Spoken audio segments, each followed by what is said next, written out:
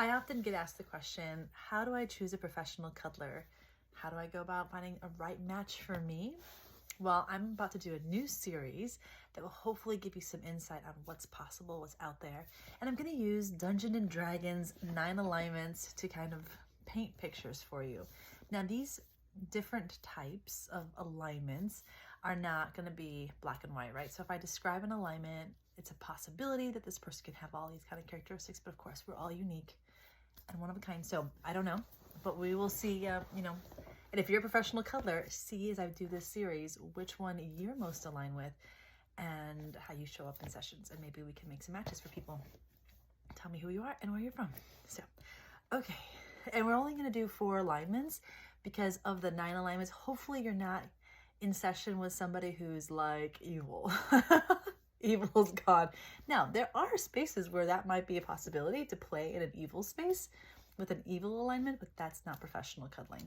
So I'm definitely hoping that you do not have someone who's in the evil category in your sessions.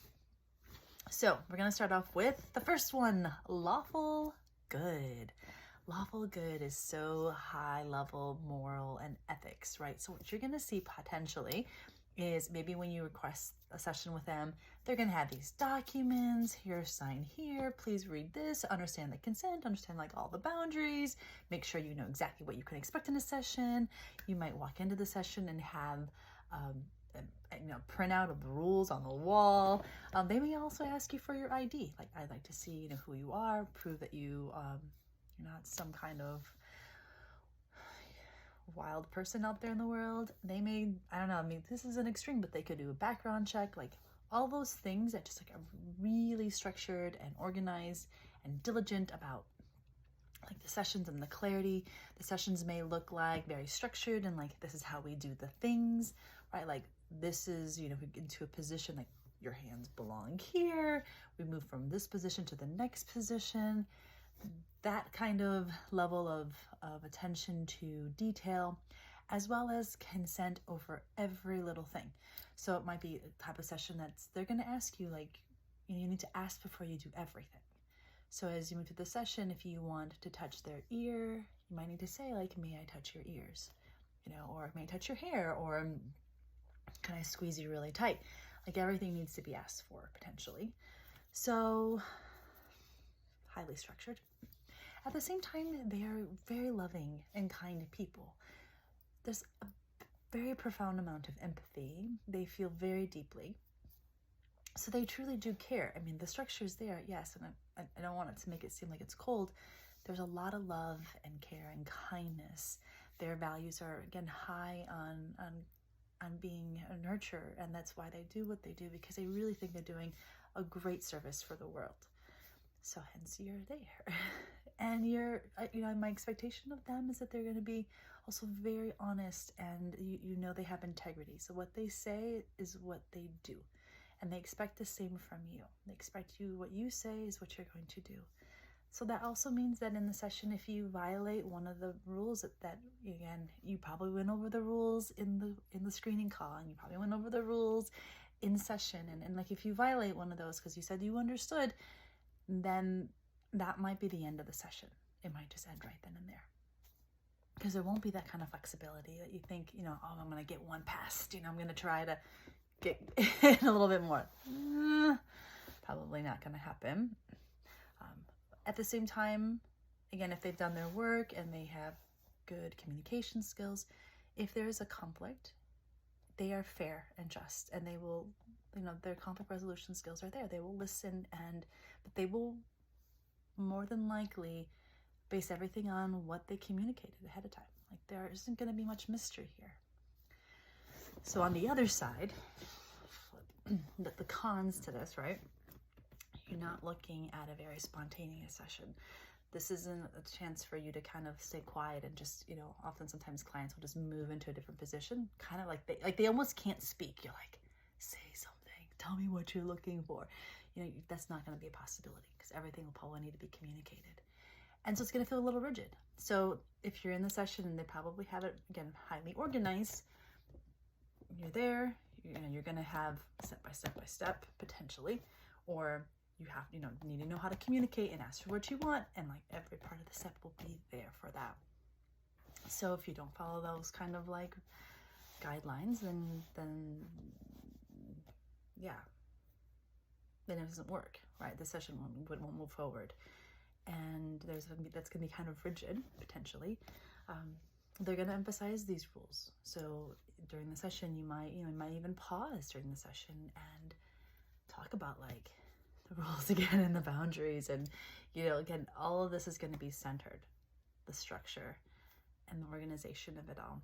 And I think the part that can get kind of tricky, if the practitioner has really high values, like moral values, societal values, religious beliefs, like any kind of just personal belief systems that they have, you probably will see it and know it.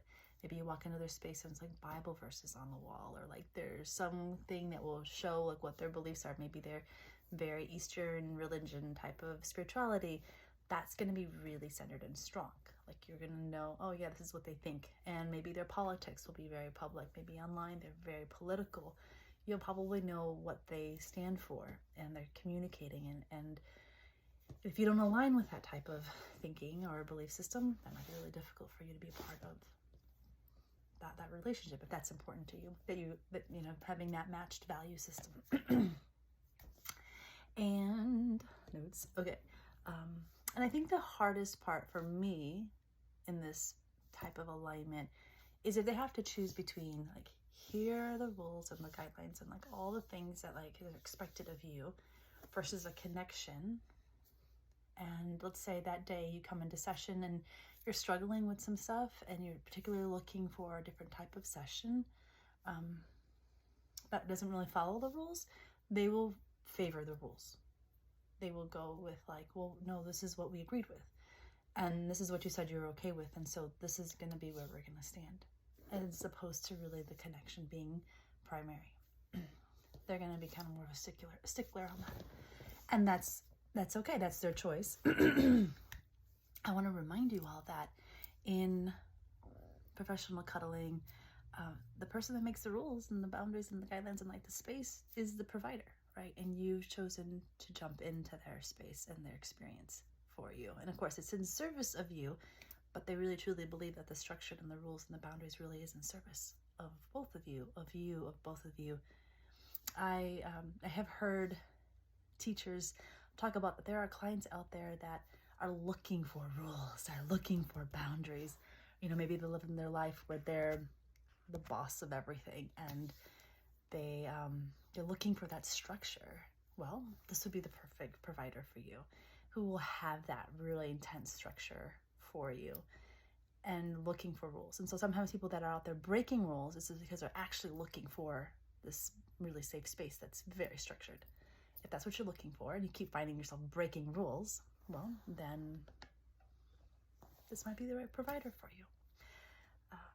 If you got this far, thanks for listening. I forgot to mention that I'm not going to tell you who I am, which I think you all probably know this is not me. If you know anything about me, this one's not me.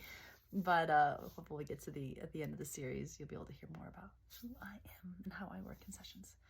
Mwah. Good searching for the right professional cuddler for you. Take care. All right, so now we're off to the next alignment I want to talk about. And this one is neutral good. Now, this is like, I think, kind of a more ideal professional cuddler in my world. I can't say that I am this one, but I definitely experience this one as like what we would imagine someone who's doing this work to have. So just a little bit more flexibility, more willingness to like listen to the client and see kind of where they're at and what their needs are. And I realize a distinction that I'd make between lawful good and a neutral good professional cuddler.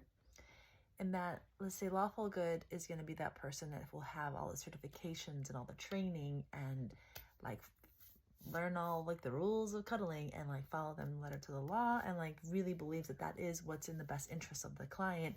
Whereas now looking at neutral good, you're looking at somebody who might go, well, yeah, they have this rule about wearing, like our shorts, like the short has to be mid-thigh, but like my legs are different, or like it's not as comfortable for me to wear shorts like that. So I'm going to wear shorts that are shorter. Now I have seen professional colors that have kind of been some of like the industry rules. But in this case, it's not so much because they just want to bend the rules.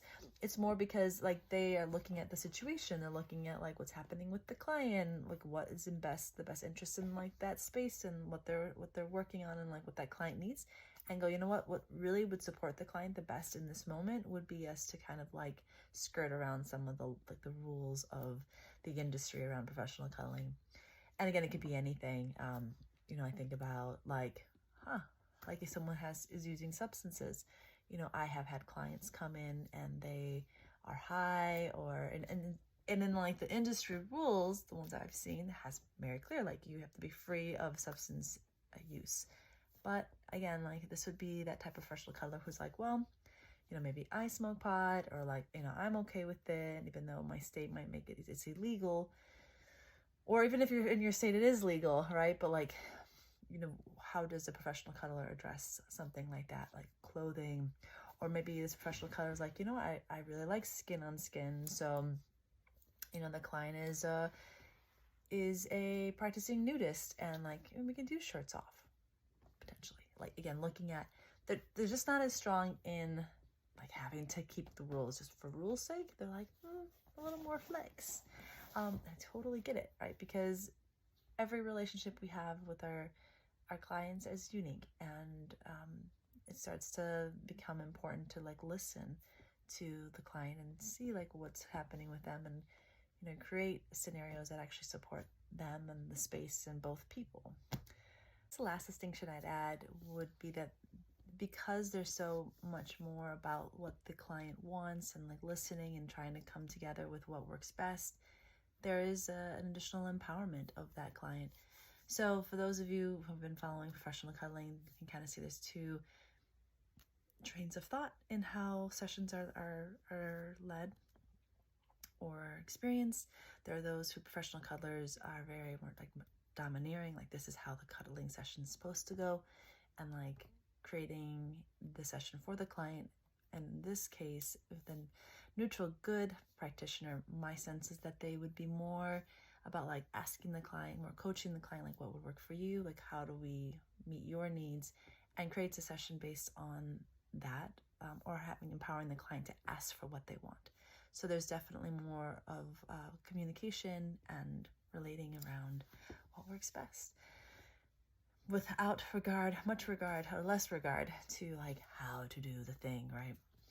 So the sessions would be really relaxed and nurturing. And again, just like with Lawful Good, I see these people as very loving, kind, nurturing, very much in the caregiver role, and sometimes can probably overextend themselves.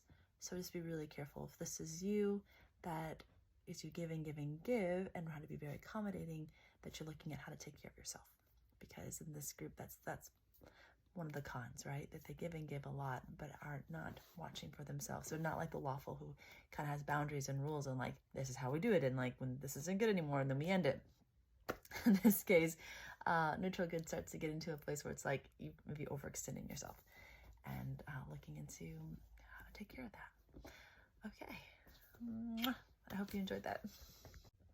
It's time to discuss true neutral. Now, I don't have a lot to say about this particular alignment. I'm going to go on a limb here. I'm a little bit worried, actually, that I'm not seeing the whole picture.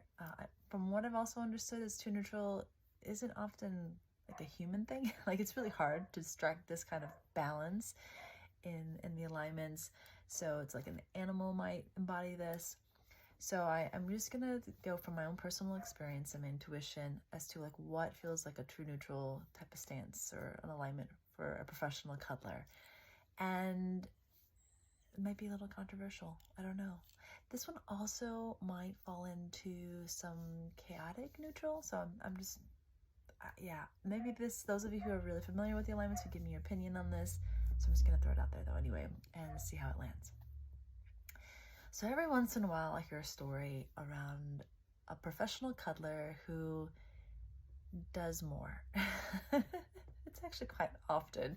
And it makes sense. I mean, in this economy, $80 an hour or $100 an hour, or whatever it is, like maybe someone, and then they can't get as many like hours filled, and like you have to do another job, and there's all these like responsibilities, and man, but you really like the cuddling thing, and you just have to like find more ways to make money. Well, every once in a while, there will be a client who will say, well, I'm open to doing more if you are, and I'm willing to pay more. I remember my first year, I had a client who literally proposed this to me. And again, it was like, I was so new at this.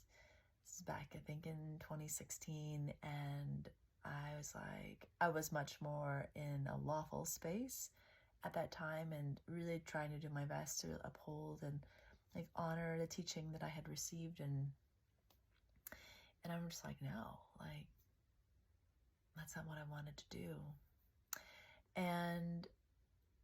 And so in this more like neutral space or true neutral, a practitioner might be like, I don't care. I mean, like, sure, like we can explore other stuff. They may have also gone into creating like it might be quite out there. I heard a story once where a client went into a home and it's like, down here's the cuddling, but if you want more, that's upstairs, and it, like, he didn't know that he was walking into that kind of scenario. And like, that was really off-putting for him because he was just there for professional cuddling, and to be like propositioned for something more was just really uncomfortable. And so in this case, the true neutral might not really have feelings either way. Like, oh, we can cuddle, or we can do something else, or we can explore, whatever.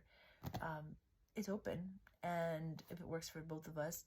What I do appreciate about true neutral is that they do have what seems like some really good boundaries. Like, it has to work for them. So like their well-being it's primary, and unlike the neutral good, who could probably overextend themselves, at least the true neutral's like, no, I'm just gonna take care of myself, and this is about me and how it works for me. And as I said originally, what it often sometimes can come down to in this profession is money. Like, I need to make money, and I like this work, or, I can't just get a 9-to-5 job. Like, that's not possible because of my mental health, or, maybe they have disabilities or whatever it is. Like, that's not going to work for me. So I'm going to do what I need to do to take care of myself.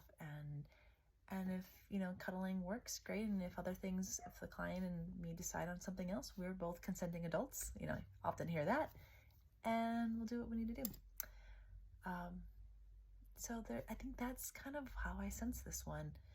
And I think it happens way more often than we talk about. I'm definitely like not judging, except and only when I think it hurts the client. Like, that's when I feel really sad about it and kind of wish that professionals, first of all, I wish that sex work was just legal. That would be direct. And so that people could actually be more honest and open and be like, this is what I do.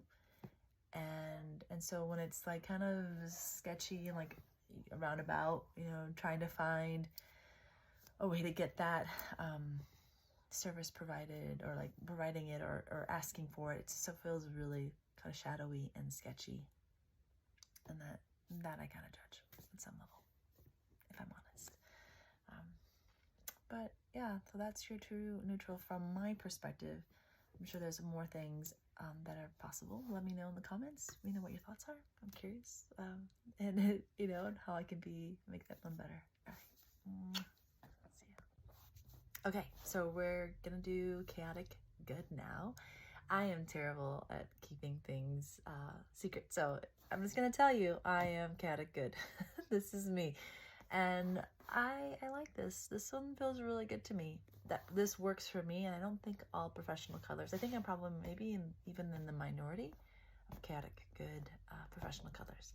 I think because I left an institution that I was working with. Right, I didn't like the structure. I didn't like kind of the rules.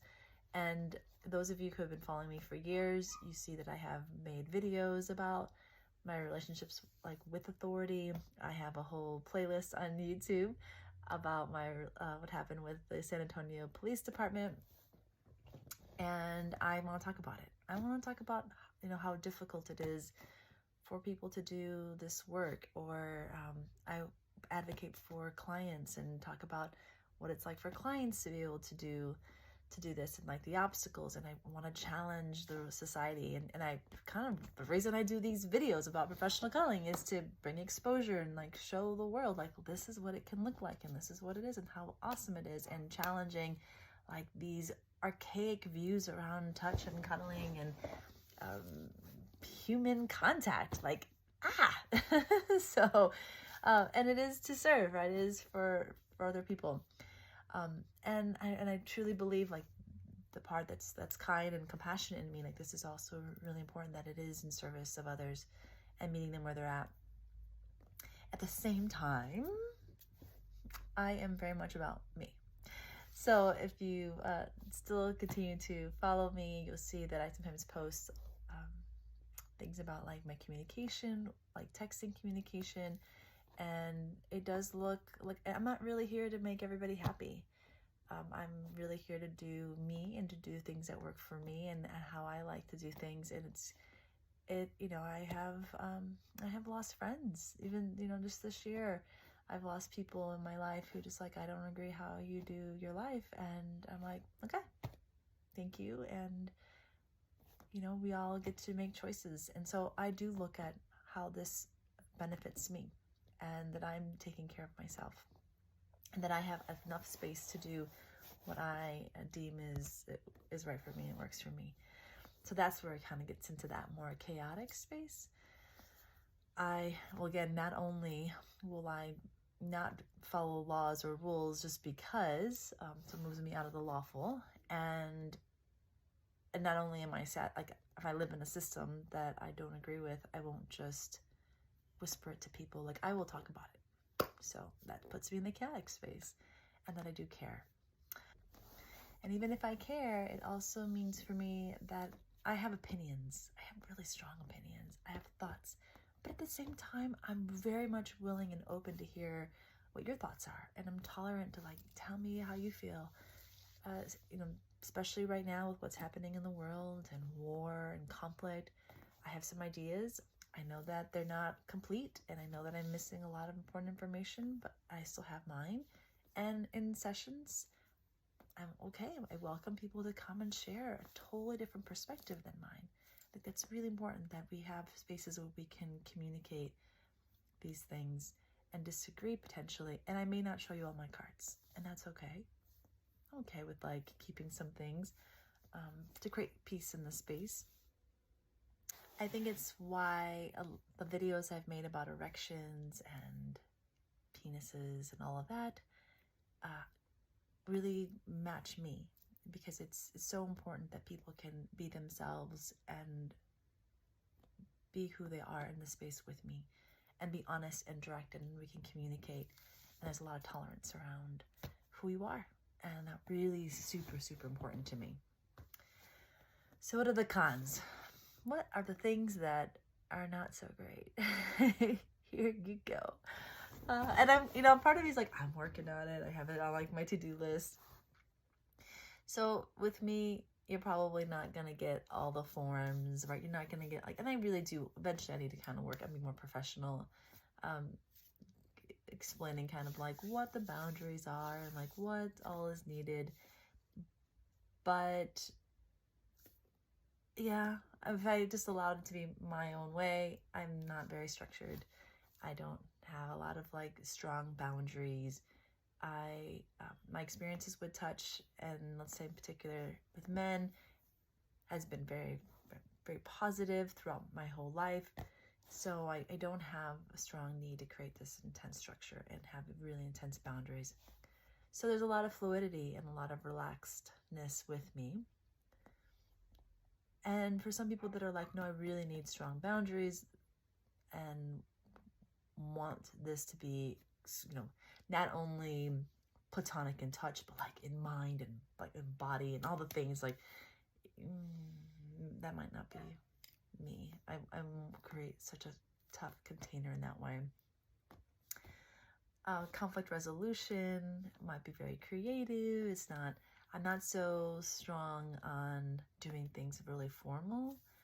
And so, I think back to when I was reprimanded under a more lawful system. I'm just like, I'm looking for a conflict resolution that is open and creative and meets me where I'm at. And like, if it's very structured and like rule-based, I'm out. Like, it's just that doesn't quite work for me. And so I don't often offer that as well if someone's looking for structure.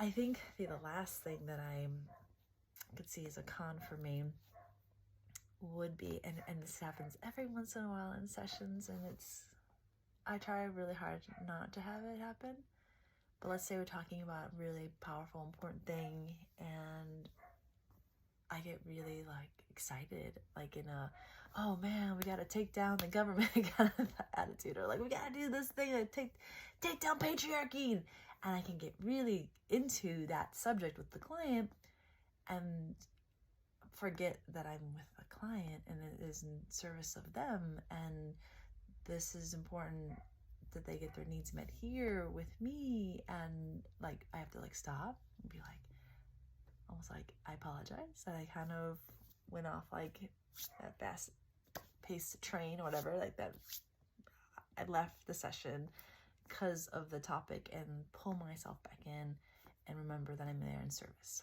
and there to meet the client where they're at and not forget about them. And I think that just is a thing that can happen in all my relationships. I get super excited about something and can lose track. So there's some ideas around chaotic good. Let me know if that aligns with you. And if you want a session with me, I'm here. Great. Mwah.